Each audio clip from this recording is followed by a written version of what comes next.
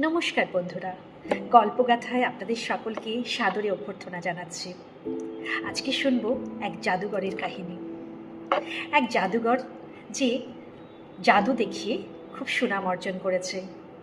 এই খবর রাজ দরবারে পৌঁছনোয় রাজার দরবার থেকে তাকে ডেকে পাঠানো হলো জাদু দেখানোর জন্য। জাদুঘর তো খুব খুশি। সে ভাবল, আমি বেশ কিছু অর্থ এবং উপহার অর্জন করব।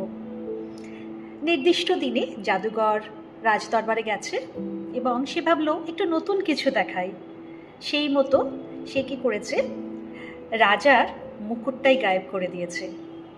এই দেখে রাজদরবারে বাকি সব পাত্র মিত্র সবাই হেসে উঠেছে। ব্যাপারটা রাজার খুব অপমানজনক লেগেছে।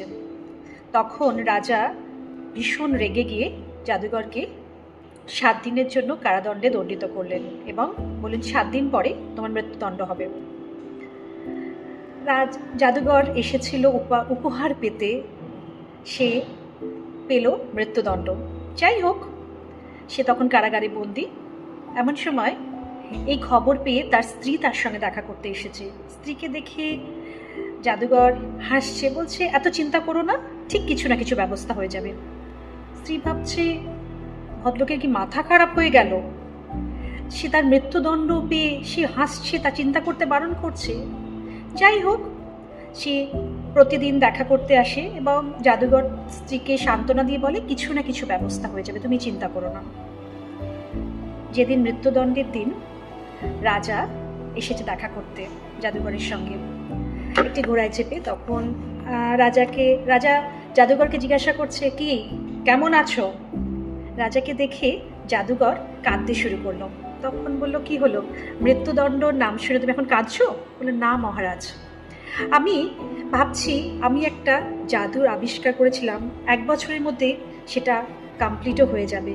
অর্থাৎ আমি এমন একটা আবিষ্কার করছি, একটা উড়ন্ত ঘোড়া সৃষ্টি করছি, যেখানে ঘোড়াটি দৌড়বে না, শুধু সে উড়তে পারবে। রাজা শুনে একটু অবাক হলো, উড়ন্ত ঘোড়া? তাহলে তো আমি অনেক যুদ্ধ সহজে জিতে যাব। রাজা কিছুক্ষণ ভাবলেন, তখন জাদুকরকে বললেন, ঠিক আছে, 1 বছরের মধ্যে তুমি এই উড়ন্ত ঘোড়া যদি আমাকে উপহার স্বরূপ দিতে পারো, তাহলে তোমার মৃত্যুদণ্ড আমি বাতিল করলাম। তা না হলে কিন্তু আমি 1 বছর পর তোমাকে আবার মৃত্যুদণ্ডে দণ্ডিত করব।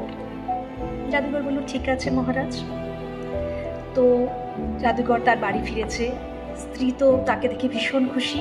স্ত্রী তখন জিজ্ঞাসা করলো, একটা কথা জিজ্ঞাসা করি, রাজা তোমাকে মৃত্যুদণ্ড থেকে কিভাবে মুক্তি দিলেন? বলে, মৃত্যুদণ্ড থেকে 1 বছরের জন্য মুক্তি দিয়েছেন। অর্থাৎ আমাকে একটি উড়ন্ত ঘোড়া ওনাকে উপহার দিতে হবে। উড়ন্ত ঘোড়া? তাই শুনে স্ত্রী তো খুব অবাক হয়েছে। বললো, আরে 1 বছর এখনো হাতে আছে, আমি ঠিক কিছু না কিছু ব্যবস্থা করব। কে দেখেছে 1 বছর পরে কি হবে?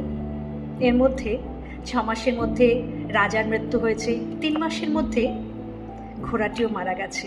কোথায় রাজা, কোথায় ঘোড়া?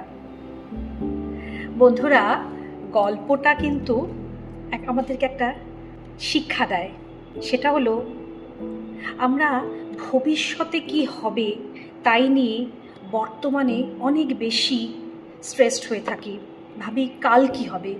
আর এটা ভাবতে গিয়ে আজটাকে কিন্তু আমরা অনেক বেশি নেগলেক্ট করে ফেলি, ঠিক কিনা বলুন? নিশ্চয়ই ভবিষ্যৎ নিয়ে ভাবতে হবে, কিন্তু আজটাকে উপেক্ষা করে নয়। গল্পটা কেমন লাগলো অবশ্যই জানাবেন এবং আপনাদের কমেন্টের অপেক্ষায় থাকলাম। নমস্কার।